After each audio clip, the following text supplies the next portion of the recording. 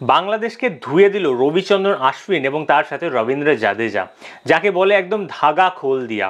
মানে একটা মুহূর্তে গিয়ে দাঁড়িয়ে যখন বাংলাদেশ মোটামুটি বেশ কিছুটা পাকার বানিয়েছে গেমের উপর, সেখান থেকে একদম তাদেরকে টেনে বের করে দিল রবিচন্দ্রন আশ্বিন এবং তার সাথে রবীন্দ্র জাদেজা। মানে বাংলাদেশের কাছে সেই অর্থে কোনো রকম সেকেন্ড প্ল্যানটুকু পর্যন্ত নেই যেখানে জাদেজা এবং আশ্বিন কাউন্টার অ্যাটাকটা শুরু করলেন। নাও সবার প্রথমে টসে জিতে যখন বাংলাদেশ প্রথমে বোলিং করার সিদ্ধান্তটা নেয়, এটা কিন্তু অত্যন্ত গুরুত্বপূর্ণ একটা সিদ্ধান্ত ছিল, কারণ টসের উপরে কিন্তু অনেক কিছু নির্ভর করে। নাও বাংলাদেশের বেসিক্যালি আজকে টসে জিতে প্রথমে বোলিং করার সিদ্ধান্ত নেওয়ার মেইনলি যেটা রিজন ছিল যে বাংলাদেশ মনে করছে তাদের কাছে যথেষ্ট বোলিং ফায়ার পাওয়ার রয়েছে, যার দৌলতে তারা নতুন বলে বেশ কয়েকটা উইকেট তুলতে পারবে। এবং এটার উপর বেস করে বাংলাদেশ যখন টসে জিতে প্রথমে বোলিং করার সিদ্ধান্তটা নিল, সেই মুহূর্তে মোটামুটি বোলারদের জন্য পিচে যথেষ্ট হেল্প ছিল, বল ভালো সিম সুইং সব রকমই হচ্ছিল এবং নতুন বল খুবই কঠিন ছিল রোহিত শর্মা এবং যশস্বী জয়সওয়ালের জন্য। বাট যশস্বী জয়সওয়াল সারভাইভ করে যায়, যেটা রোহিত শর্মা করতে পারেননি, যেটা বিরাট কোহলি করতে পারেননি, যেটা শুভমান গিল করতে পারেননি, সেটা কিন্তু যশস্বী করে দেখিয়েছে। না রোহিত শর্মা আগেন নতুন বলে it's a very tough ask এবং এটা একটা খুবই কঠিন লড়াই। আমি অনেককেই দেখছি রোহিত শর্মাকে দায়ী করছেন, অনেকে বিরাট কোহলিকেও নিয়েও কথা বলছেন। একটা বিষয় বুঝতে হবে যে নতুন বলের এগেনস্টে কিন্তু উইকেট যেতেই পারে এবং রোহিত বিরাট এরা কিন্তু নতুন বলে উইকেটটা দিয়ে এসছে এবং নতুন বলে সুইং হওয়াটা খুব স্বাভাবিক, উইকেট যাওয়াটাও কাইন্ড অফ আপনাকে মেনে নিতে হবে। হ্যাঁ, বিরাট কোহলি ডেফিনেটলি আবারও সেই 5, 6, 7 নাম্বার স্টাম্পের যে বলগুলো সেগুলোকে তিনি খোঁচাতে যাচ্ছেন এবং বল চলে যাচ্ছে ব্যাটে লেগে কিপারের হাতে। তো এই প্রবলেমটা বিরাট কোহলির একটা লম্বা সময় ধরে চলে আসছে এবং কমেন্টেটররা যেটা বলার চেষ্টা করছিলেন যে বিরাট যখনই এক দুটো ফ্লিক অথবা ড্রাইভ খেলে তারপরে যে সে কনফিডেন্সটা পায়, সে কিন্তু সেই কনফিডেন্সের উপর বেস করে অফ স্টাম্পের বাইরের বলগুলোতেও কিন্তু ড্রাইভ করতে যায় এবং সেখানে গিয়েই ভুলটা হচ্ছে, এমনটা বেশ কিছু কমেন্টেটর বলছিলেন। বাট ওভারঅল এখানে রোহিত শর্মা অথবা বিরাট কোহলির আউটটা নিয়ে খুব বেশি চিন্তা করার কোনো কারণ নেই। ফার্স্টলি এখানে নতুন বলের জন্যই মেবি তাদের উইকেটটা গেছে, এটা আমরা ধরে নিতে পারি। বাট শুভমান গিল, না অনেকেই বলছেন শুভমান গিল যাকে বেসিক্যালি আমাদের ভারতীয় ক্রিকেটের প্রিন্স হিসেবে আমরা ধরি, সেই অর্থে সে কিন্তু ব্যাটিংটা করতে পারছে না। বাট আজকের স্পেসিফিক ফার্স্ট ইনিংসের কথাটা আমরা যদি বলি, তো শুভমান গিল সেই অর্থে টাচে নেই, এটা তো ফ্যাক্ট, কিন্তু তার সত্ত্বেও শুভমান গিল আজকে অনেকটাই আনলাকি। যেভাবে সে আউট হয়েছে এটা কিন্তু জেনারেলি কোনো ব্যাটসম্যান এইভাবে আউট হয় না। এখানে রোহিত, বিরাট এবং শুভমান গিল এই তিনটে আউটের জন্য কিন্তু খুব বেশি কিছু করার নেই, পিচের কন্ডিশনটা এরকম ছিল, এটা মেনেই চলতে হবে। বাট যশস্বী জয়সওয়াল সামহাও সেখান থেকে যে সার্ভাইভটা করে এবং ইনিংসটাকে লম্বা করে এবং তার সাথে এসে ঋষভ পান্থ, এই মুহূর্তে টেস্ট ক্রিকেটের অন্যতম সেরা একজন মিডল অর্ডার ব্যাটসম্যান কিন্তু ঋষভ পান্থ। যেভাবে সে আজকের ইনিংসটা খেলেছে, যেভাবে সে প্রত্যেকটা টেস্ট ইনিংস খেলে, ঋষভ পান্থের থেকে বেটার মিডল অর্ডার ব্যাটসম্যান কিন্তু এই মুহূর্তে খুব কমজনই আছে। কারণ একদিকে সে যেমন ইনিংসটাকে ধরতে পারে, তার সাথে কিন্তু অ্যাক্সেলারেটটাও করতে পারে এবং 3টে উইকেট পড়ে যাওয়ার পরে ম্যাচটা ওখান থেকে ভারত ঘুরিয়ে নিয়ে আসতে পেরেছে। তার মেইন রিজনটাই হচ্ছে কিন্তু ঋষভ পান্থের যে অ্যাটাকিং ব্যাটিং। যশস্বী আজকে বেশ কিছুটা ডিফেন্সিভ ছিল, বাট ঋষভ পান্থ যে অ্যাটাকিং ব্যাটিংটা করেছে, যেটা কিন্তু যশস্বীকে অনেকটা সাহস জুগিয়েছে পরের দিকে হিটিংগুলো করতে। সো এই জায়গায় দাঁড়িয়ে ঋষভ পান্থ ভারতীয় ক্রিকেটের অত্যন্ত গুরুত্বপূর্ণ একটা ক্রিকেটার এবং টেস্ট ক্রিকেটে ঋষভ পান্থের থেকে অন্য কোনো ক্রিকেটার বেটার আমি কাউকে দেখতে পাচ্ছি না মিডল অর্ডারে। তবে সব থেকে বড় এখানে যে ব্যাপারটা রয়েছে টিম ইন্ডিয়ার যেটা প্রবলেমেটিক, সেটা হচ্ছে KL রাহুল।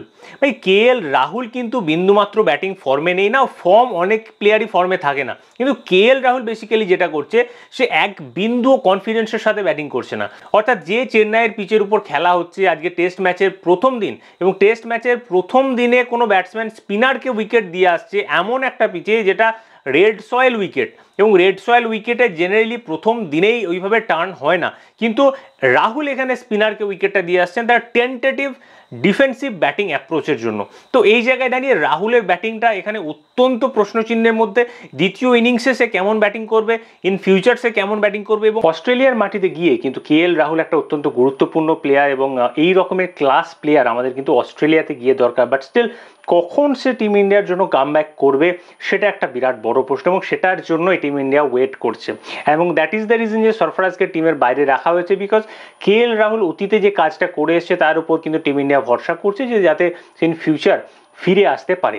এবং এরপরে বেসিক্যালি জাদেজা এবং আশ্বিন তারা দুজন মিলে আজকে যে গেমটা শুরু করলো, যেভাবে বাংলাদেশি বোলারদের আজকে রীতিমতো ধুয়ে দিল, যাকে বলে ধাগা খোল দিয়া, সেই টাইপের ব্যাটিং স্পিনারদের, বিশেষ করে মেহেদি হাসান মিরাজ এবং তার সাথে সাকিব আল হাসান দুজনকে রীতিমতো বেধারাক পেটানি। এবং এর মেন যে রিজন, আজকে কিন্তু টেস্ট ম্যাচের প্রথম দিন, এটা মাথায় রাখতে হবে, টেস্ট ম্যাচের প্রথম দিন, এবং এই প্রথম দিনে কিন্তু অনেক বেশি স্পিন দেখা যায় না, খুব অল্পই স্পিন দেখা যায় এবং সেটাই দেখা গেছে। তো সেই জায়গায় দাঁড়িয়ে যেভাবে আজকে রবি জাদেজা এবং আশ্বিন ব্যাটিংটা করেছে, সিম্পলি আউটস্ট্যান্ডিং। তারা যে সময় ব্যাটিংটা শুরু করেছিলেন, ভাই বাংলাদেশ সব রকমভাবে ট্রাই করে নিয়েছে, ফ্রম তাসকিন আহমেদ টু হাসান মাহমুদ, সবাইকে ট্রাই করে নিয়েছে, কিন্তু কোনোভাবেই জাদেজা এবং আশ্বিনকে তারা কিন্তু বাগে আনতে পারেনি।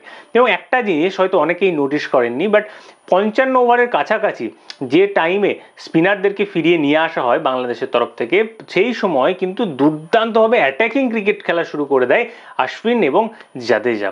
এবং কেন আপনারা এটা ভাবছেন যে কেন 55 ওভারের পরে তারা অ্যাটাক করা শুরু করলো, তার মেন রিজনটা হচ্ছে 78 ওভারের কাছাকাছি নতুন বলটা অ্যাভেলেবেল হয়ে যায়, এবং নতুন বল অ্যাভেলেবেল হয়ে গেলে বল কিন্তু সুইং করবে এবং সেই সময় ব্যাটিং করাটা আবার একটু ট্রিকি হয়ে যাবে। এবং সেই জন্য তার আগের যে 20 ওভার, 55 থেকে 75 সামথিং, এই টাইমটাতে দুর্বল যদি কোনো ওভার পাওয়া যায়, দুর্বল বোলার পাওয়া যায়, তাদের এগেনস্টে কিন্তু অ্যাটাক করতে হবে। এবং এই বিষয়টা খুব ভালোভাবেই জাদেজা এবং আশ্বিন বুঝতে পেরেছিলেন, এবং সেই জায়গা থেকে স্পিনারদের উপর অ্যাটাক করা শুরু করে দেয়। এবার আপনি ভাবছেন কেন তাহলে স্পিনার ঢোকালো বাংলাদেশ, ওখানটা পেসারে করাতে পারতো। দেখুন, বাংলাদেশ কিন্তু ওয়েট করছিল যে নতুন বলটা যাতে তার পেস বোলারদের হাতে তুলে দিতে পারে, তার জন্য পেস বোলারদের তো ফ্রেশ থাকতে হবে। পেস বোলার যদি টানা 5, 7, 10 ওভারের স্পেল করে, নতুন বল যখন হাতে পাবে সে তো অলরেডি তখন টায়ার্ড। নতুন বোলারদের ফ্রেশ রাখার জন্য কিন্তু তখন স্পিনারদের বোলিংটা দেওয়া হয়। 55 থেকে 63 ওভার পর্যন্ত আমাদের ব্যাটসম্যানরা এতটা দুর্ধর্ষ ব্যাটিং করে যে তাদেরকে কিন্তু 63 ওভারের কাছাকাছি আবারও তাদেরকে পেস বোলারদের ফিরিয়ে নিয়ে আসতে হয়। যদিও পেস বোলারদের ফিরিয়ে নিয়েছে খুব বেশি আর কাজ হয়নি, কারণ আমাদের ব্যাটসম্যানরা অলরেডি সেট হয়েছে। বাট হাউএভার আজকে 80 ওভারেরই খেলা কিন্তু সম্পূর্ণ করা সম্ভব হয়েছে। সো কালকে বাংলাদেশের হাতে কিন্তু থাকবে একটা নতুন বল, এটা মাথায় রাখতে হবে। এবং নতুন বলের এগেনস্টে কালকের সকালে খেলাটা কিন্তু একটু ট্রিকি হতে পারে। এবং প্রথম ঘন্টাটা যদি টিম ইন্ডিয়া কালকে সার্ভাইভ করতে পারে আশ্বিন এবং জাদেজা, ডেফিনেটলি 450 প্লাস স্কোর হয়ে যাবে, যদি প্রথম ঘন্টাটা সার্ভাইভ করতে পারে উইকেট না দিয়ে। এবং সেই সময়ই কিন্তু বাংলাদেশ কমপ্লিটলি এফর্ট দেবে। তারা উইকেট তুলতে না পারলে টিম ইন্ডিয়া কিন্তু কালকে প্রথম সেশনটা ব্যাটিং করবে এবং লাঞ্চের পরের সেশনটাও আই থিঙ্ক ব্যাটিং করার চেষ্টা করবে, 500 প্লাস রান করার চেষ্টা করবে যদি উইকেট না পড়ে। এবং সেটা করে নেওয়ার পরে টিম ইন্ডিয়া চেষ্টা করবে প্রেশারটা বাংলাদেশের উপরে চাপানোর। আর জন্য সব থেকে বেশি যেটা ইম্পর্টেন্ট, যে আগামীকাল সকালের ফার্স্ট যে সেশন, সেই সেশনটা যাতে রবীন্দ্র জাদেজা এবং রবি আশ্বিন তাদের এই ব্যাটিংটা কন্টিনিউ করতে পারে না। স্পিনারদের এগেনস্টে তাদের কোনো রকম চাপ নেই, স্পিনারদের এগেনস্টে তারা দুর্দান্ত খেলছে, এবং অন্যদিকে পেসারদের এগেনস্টেও কিন্তু তারা যথেষ্ট ভালো পারফর্ম করছে। কালকের সকালে নতুন বলটা একটুখানি সার্ভাইভ করে গেলে টিম ইন্ডিয়ার জন্য বড় স্কোর অবশ্যই অপেক্ষা করছে, এবং আশ্বিনের সেঞ্চুরি অলরেডি হয়ে গেছে, রবি জাদেজা তার সেঞ্চুরিটাও কিন্তু এক্সপেক্টেড রয়েছে। কমেন্ট বক্সে জানান আপনার কি মনে হয় ভারত ঠিক কত রান পর্যন্ত যেতে পারে, বা কত রান পর্যন্ত গিয়ে ভারত অ্যাকচুয়ালি ডিক্লেয়ার করবে। At the same time Bangladesh bowling line আপের কথা যদি আমি বলি, তো বাংলাদেশ বোলিং লাইন আপ ভারতীয় ব্যাটিংয়ের সামনে একদম কমপ্লিটলি এক্সপোজ হয়ে গেছে। অর্থাৎ যে জায়গাতে আশ্বিন জাদেজা পার্টনারশিপ করা শুরু করেছে, বাংলাদেশের কাছে কিন্তু কোনো প্ল্যান বি নেই।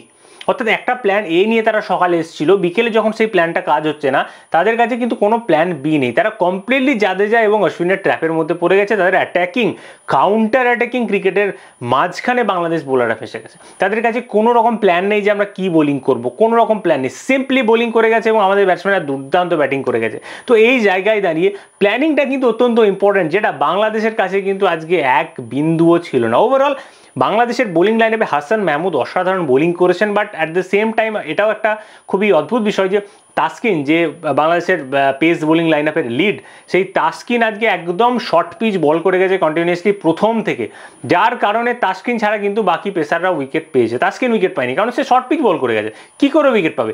Nahid Rana continuously short pitch আর হাফ বলি দুটো বল করেছে, একটা শর্ট পিচ দূরে ফেলছে, না তো একদম ব্যাটে ফুল টস হাফ বলি। তো এরকম করে উইকেট পাওয়া যায় না। নাহিদ রানা একটা উইকেট পেয়ে গেছেন, যশস্বীর উইকেটটা, বাট স্টিল এইভাবে উইকেটই পাওয়া যায় না। 150 কিমি যদি কারোর গতি হয়, সে যদি প্রপার লেন্থে বল করে তবে তো ব্যাটসম্যানের খেলতে অসুবিধা হবে। সে যদি কন্টিনিউ শর্ট পিচ বল অথবা হাফ বলই ফুল টস দেয়, তাহলে এইভাবে তো ইন্টারন্যাশনাল ক্রিকেট চলে না। আন্তর্জাতিক ক্রিকেটে যেটা সবথেকে বেশি দরকার, বোলারদের অ্যাকিউরেসি, লেন্থের অ্যাকিউরেসি। কালকে যখন জাসপ্রীত বুমরা বোলিং করবে, তখন আপনারা লক্ষ্য লক্ষ্য করবেন জাসপ্রীত বুমরা কটা বল জায়গায় পড়ছে, কটা শর্ট পিচ, কটা হাফ বল, সেই জায়গায় দাঁড়িয়ে হাসান মাহমুদ কিন্তু এই ভুলটা করেনি।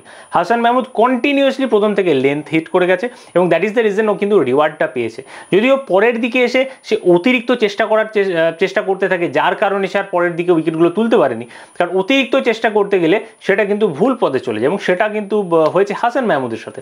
সো ওভারঅল বাংলাদেশের বোলিং লাইন আপ মোটামুটি প্রথম ইনিংসে হাসান মাহমুদ ছাড়া বাকিরা কিন্তু ফিকে, বাকিদের তরফ থেকে সেই টাইপের বোলিং কিন্তু বাংলাদেশেরও কিন্তু দেখা যায়নি এবং স্পিনারদের তরফ থেকে তো প্রথম ইনিংসে একদমই সেই অর্থে দেখার কিছু নেই, কারণ প্রথম দিনের খেলা হচ্ছে, এখানে স্পিনারদের খুব বেশি কাজ নেই, কারণ পিচটা মোটামুটি রেড সয়েল পিচ এবং তার উপর ঘাস রয়েছে। সো ওভারঅল আপনি এক্সপেক্ট করতে পারেন যে আগামী যে দিনগুলো আসছে অর্থাৎ তৃতীয় দিনের কাছাকাছি অথবা চতুর্থ দিন, সেই জায়গায় গিয়ে কিন্তু স্পিনটা দেখা যাবে, যখন এই রেড সয়েল পিচের উপর থাকা ওই ঘাস রোদের কারণে ধীরে ধীরে ফিকে হয়ে যাবে, অথবা ব্যাটসম্যানরা যে ওখানে ছোটাছুটি করছেন তার জন্য এই ঘাসটা নষ্ট হবে। এই ঘাস যতক্ষণ না নষ্ট হচ্ছে টার্ন করানো কিন্তু একটু মুশকিলের ব্যাপার রয়েছে। সো কালকের ব্যাটিং কন্ডিশন, এক্সপার্টরা যেটা বলছেন কালকের ব্যাটিং কন্ডিশনটা কিন্তু একটু বেটার হবে, অর্থাৎ এই ব্যাটিং কন্ডিশনের ফায়দাটা টিম ইন্ডিয়া নিতে পারে যদি প্রথম ঘন্টাটা টিম ইন্ডিয়া সার্ভাইভ করে যায়।